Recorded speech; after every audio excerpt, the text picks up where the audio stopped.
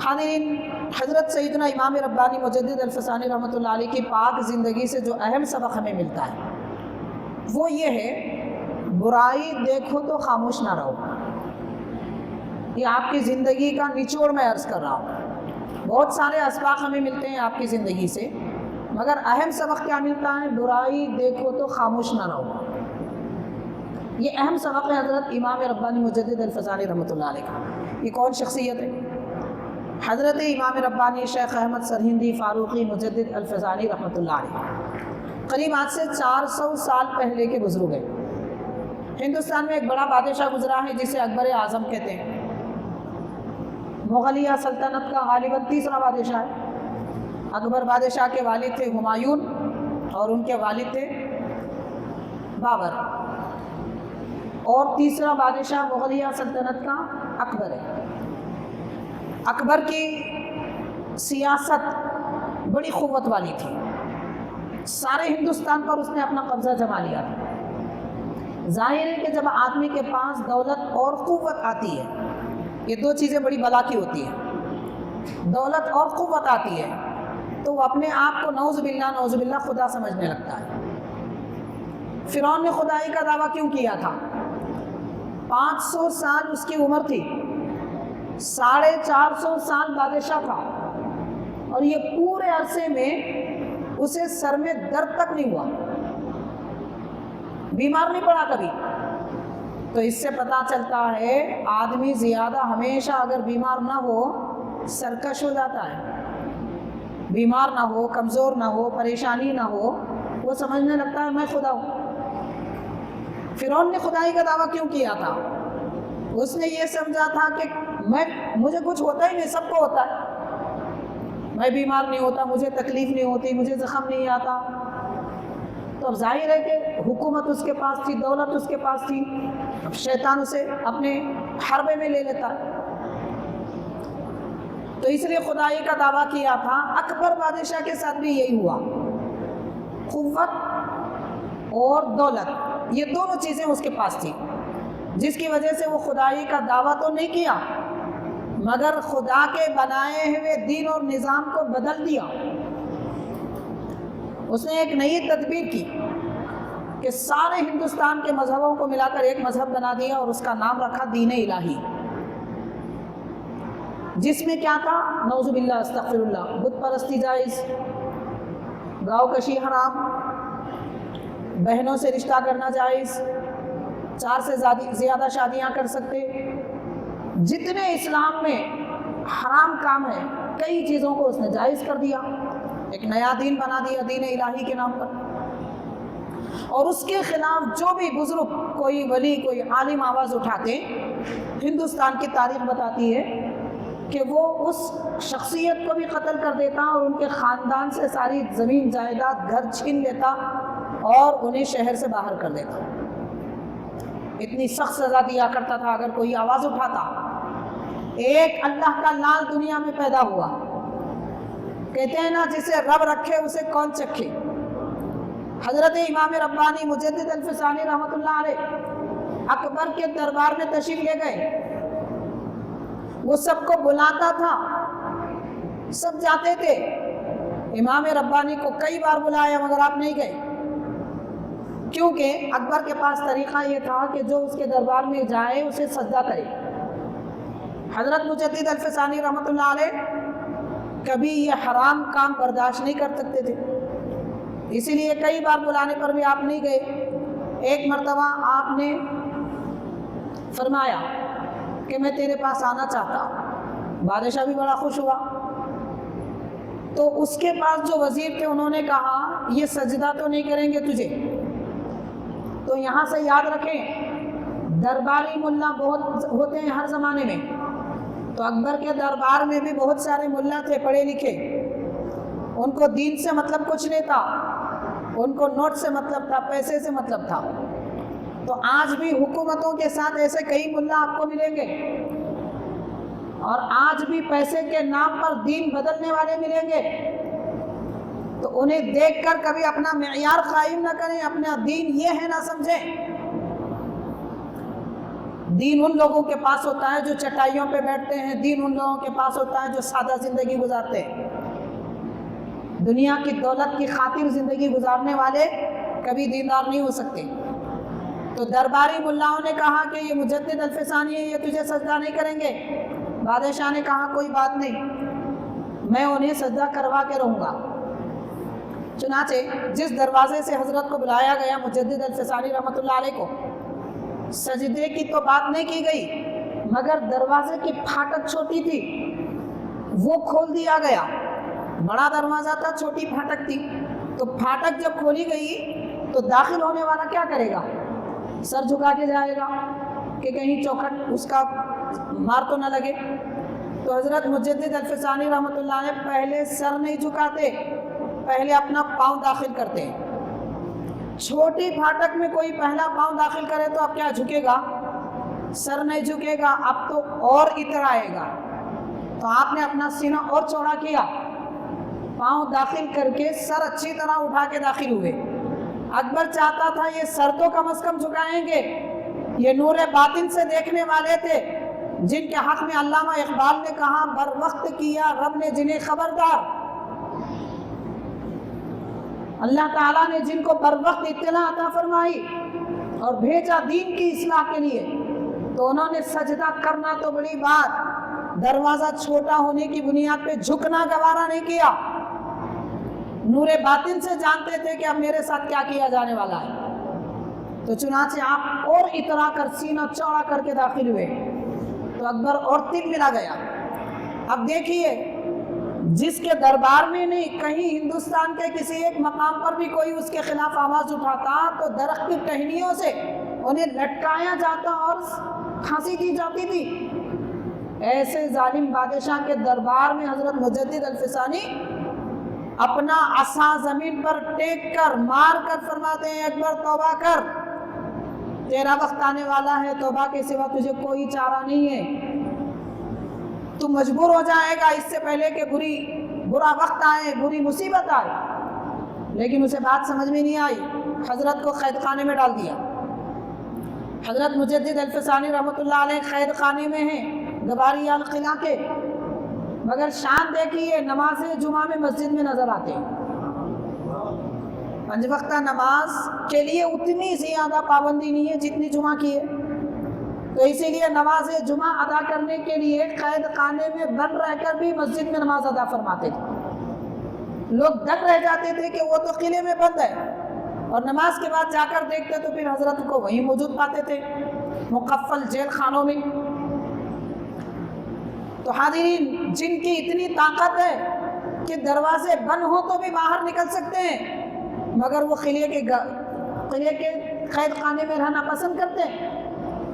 آپ کے مریدین کی تعداد کوئی معمولی نہیں تھی اس وقت، صرف آپ کے شہزادے حضرت خواجہ معصوم نقشبندی رحمۃ اللہ علیہ کے خلیفہ کی تعداد 6 لاکھ تھی۔ اب مرید کتنے تھے ہوں گے آپ اندازہ کریں، جن کے شہزادے کے 6 لاکھ خلیفہ ہندوستان میں، تو امام ربانی کے کتنے خلفاء اور مریدین ہوں گے؟ سب نے ایک جہتی کی، حضرت کی خدمت میں عرض کیا آپ بس حکم کریں، اکبر کا تختہ الٹ دیں گے۔ تو امام ربانی نے فرمایا میں میری خاطر قوم کا خون خرابہ نہیں چاہتا، میں دیکھ رہا ہوں وہ وقت آئے گا یہ مجبور ہوگا اور توبہ کرے گا، جو بات آسانی سے طے ہونے والی ہے اسے لڑ جھگڑ کے کیوں حاصل کرتے ہو، سب اپنی جگہ رہو۔ اس کے بعد فرماتے ہیں دیکھیے اللہ کی قدرت پر اور اللہ کے فیصلے پر کتنا یقین ہے۔ ارشاد فرماتے ہیں میرے رب نے فیصلہ کیا میرے حق میں کہ میں قید خانے میں رہوں، پھر میں دعا کر کے بھی اس فیصلے کو نہیں ٹالوں گا، میں دعا کروں تو اللہ میری دعا قبول فرمائے گا، مگر میں یہ چاہتا ہوں میرا رب جس بات سے راضی میں اس سے راضی۔ اس کو استقامت کہتے ہیں، اس کو رضا کہتے ہیں۔ حضرت امام ربانی مجدد الفسانی رحمۃ اللہ علیہ ابھی قید خانے میں ہیں، بادشاہ بیمار ہو جاتا ہے۔ اب بیماری بھی کیسی بیماری تھی، لکھا جاتا ہے تاریخ میں اور امام ربانی کی سیرت کی کتابوں میں، بادشاہ تخت پر بیٹھا ہوا تھا، مجمع عام ہے، دربار بھرا ہوا ہے، تو اچانک بادشاہ تخت سے نیچے گر جاتا ہے، ایسے جیسے کسی نے اسے پکڑ کے کھینچ کے پھینک دیا، پریشان ہو کے اڑ جاتا ہے، پھر بیٹھتا ہے، پھر پھینک دیا جاتا ہے۔ اب اسے شرمندگی اتنی ہوتی ہے کہ وہ تخت پہ بیٹھنا چھوڑ دیتا ہے۔ بادشاہ وقت ہے، اب غور کیجئے کہ جس کا رعب و دبدبہ ہندوستان ہی نہیں، ایران، افغانستان، دنیا کے خطے میں تھا۔ جس وقت عثمانیہ سلطنت اپنے عروج پہ تھی، اکبر بادشاہ کو اپنا تابع نہ کر سکی، وہ قوت والا بادشاہ۔ غیبی جب مار پڑتی ہے تو ایسی پڑتی ہے، اسی لیے اترانا نہیں چاہیے۔ میرے پاس دولت ہے، میرے پاس قوت ہے، میرے بیٹے بہت ہیں، میرا خاندان بڑا ہے، میں جس کو چاہے ستاؤں گا، جس کو چاہے تکلیف دوں گا۔ اللہ کی قوت کے سامنے کسی کی قوت کوئی کام نہیں آتی، اور اللہ کا قانون ہے، دنیا میں سزا دیتا ہے، آخرت تو ہے سزا کے لیے، دنیا میں بھی بتاتا ہے۔ بڑے بڑے پہلوان دیکھے گئے، سہارے کے بغیر آخری وقت میں چل نہیں سکے، تو کچھ ہونے والا نہیں ہے۔ تو بادشاہ وقت ہے مگر ذلیل اور رسوا ہوتا ہے، تخت پر بیٹھنا چھوڑتا ہے، اس سے بڑی اور کیا ذلت ہو سکتی ہے؟ جس تخت پہ وہ اتراتا تھا اس سے بیٹھنے سے اب کتراتا ہے۔ آخر لوگوں نے اسے مشورہ دیا، جس درویش اور فقیر شخص کو تو نے قید کیا ہے ان کی دعا سے تجھے صحت مل سکتی ہے۔ اس کے بعد بیمار ہو گئے تو تجھے صحت مل سکتی ہے اور یہ مصیبت سے تو نجات پا سکتا ہے۔ تو اکبر نے خط لکھا حضرت مجدد الفسانی رحمۃ اللہ علیہ کو، دلی سے آگرہ، لکھا کہ آپ میرے حق میں دعا فرمائیے، میں بڑی مصیبت میں گرفتار ہوں۔ تو حضرت امام ربانی فرماتے ہیں میں تیرے حق میں دعا ضرور کروں گا، اور میری دعا کے سوا کسی اور کی دعا میں شفا بھی نہیں رکھی گئی، یعنی اللہ نے جو فیصلہ کیا ہے آپ وہ فرما رہے ہیں، شفا تو اللہ ہی دیتا ہے، لیکن فیصلہ اللہ کا کیا ہے؟ اللہ تعالیٰ نے اپنے بندے کو بتا دیا کہ میری دعا سے ہی تجھے شفا ملنے والی ہے، یہ مقدر میں لکھا ہوا ہے، کوئی اور بھی دعا کرے تو تجھے شفا ملنے والی نہیں ہے، میں دعا ضرور کروں گا، میں نے پہلے ہی تجھے بتایا تھا، تو تابع ہو جائے گا، اب میری شرطیں، ان شرطوں کو پورا کرے گا تو میں تیرے لیے دعا کروں گا۔ اب اکبر نے جتنی خرابیاں پھیلائی تھی وہ سب آپ بیان فرماتے ہیں سب سے پہلا کام یہ، جن علماء صوفیہ بزرگوں کو تو نے شہید کیا ان کے خاندان کو پھر ان کی جائیدادوں کے سوا اور زمین و جائیداد لوٹا دو، عزت و اکرام کے ساتھ ان کو شہر میں دوبارہ بلاؤ۔ دوسری شرط یہ ہے کہ جو مسجدوں کو تو نے قفل لگایا ہے، بند کیا ہے، وہ سب مسجدیں کھول دی جائیں اور نماز جاری کی جائے، اور جو مسجد تیرے گھر کے محل کے سامنے پہلے جس میں تو نماز پڑھتا تھا، میں دیکھنا چاہتا ہوں کہ تو اس مسجد میں روزانہ جھاڑو دے، اور جن مسجدوں میں اذانوں پر پابندی لگائی گئی پھر دوبارہ اذانیں دی جائیں، گاؤں کشی کا جو حکم نافذ کیا گیا تھا وہ قانون اٹھا لیا جائے۔ ایسے کتنی آپ نے پابندیاں، شرائط رکھی، اکبر نے کہا سب منظور ہے۔ تو غور کیجئے کہ جس کے نام سے پورا ہندوستان ہی نہیں، اطراف و اکناف کے ممالک کانپتے تھے، ڈرتے تھے۔ اللہ کی قوت یہ ہوتی ہے، نہتے اپنے ایک بندے کو دنیا میں بھیجتا ہے، وہ صرف لکڑی کا ایک ڈنڈا اپنے ہاتھ میں رکھ کے اس بادشاہ کو ڈراتے ہیں۔ تو پتہ چلا دنیا کی قوت سے بڑھ کر عبادت کی قوت ہے، روحانی قوت ہے، رب کی دی ہوئی قوت ہے۔ آج مسلمان وہ قوت حاصل کرے، امام ربانی کے نقش قدم پہ چلنے کا دور ہے، دین پر استقامت سے قائم رہنے کا دور ہے، سنت نبوی کو تھامنے کا دور ہے۔ باقی سب چیزوں کو چھوڑ دے مسلمان، قرآن پاک، حدیث پاک، اولیاء بزرگان دین کو تھام لے، بس دیکھیے کہ پھر کیسی قوت ملے گی۔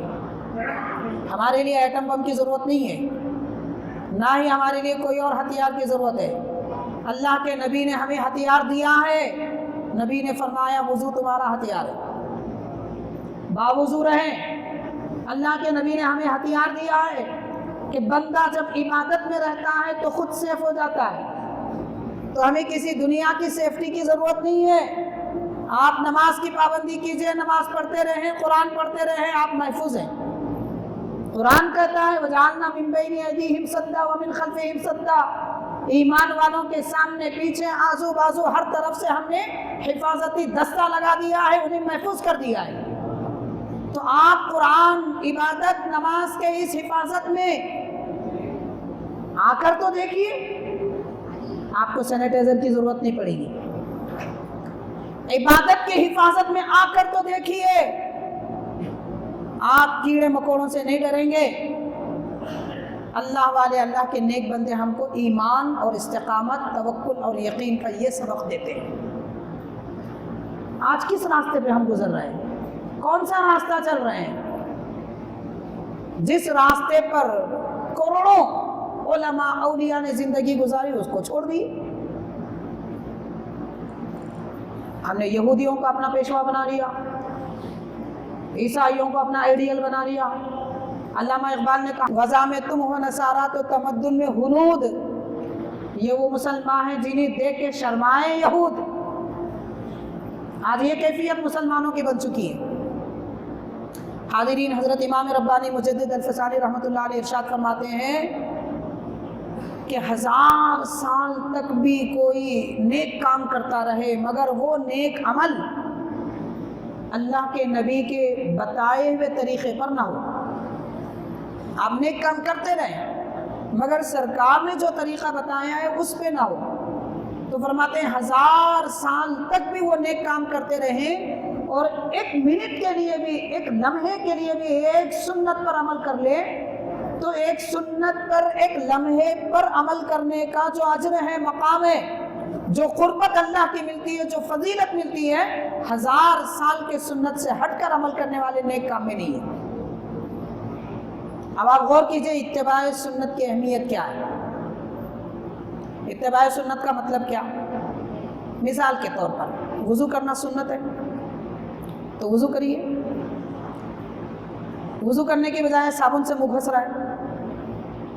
مسواک کرنا سنت ہے، اس کے بجائے پیسٹ اور برش ہر مہینے میں ایک چینج کرتے ہیں۔ کرنا چاہے تو کریے، کوئی حرج نہیں، مگر مسواک مت چھوڑیے۔ کوئی حرج نہیں ہے، کرنا چاہے تو آپ پیسٹ بھی کریے، برش بھی کریے، سب استعمال کریے، منجن بھی استعمال کیجیے، مگر مسواک مت چھوڑیے۔ دانت صاف کرنا اچھا عمل ہے، لیکن مسواک سے دانت بھی صاف ہوتے ہیں، سنت پر بھی عمل ہوتا ہے۔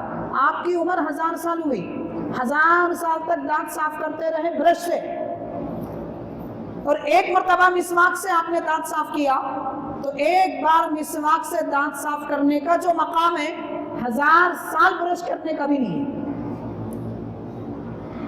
نیک عمل، اچھے عمل اور سنت میں یہ فرق ہے۔ ہر اچھا عمل سنت نہیں ہوتا، سنت وہی ہے جو نبی نے کیا، سنت وہی ہے جو نبی نے فرمایا، اس کو اختیار کریں۔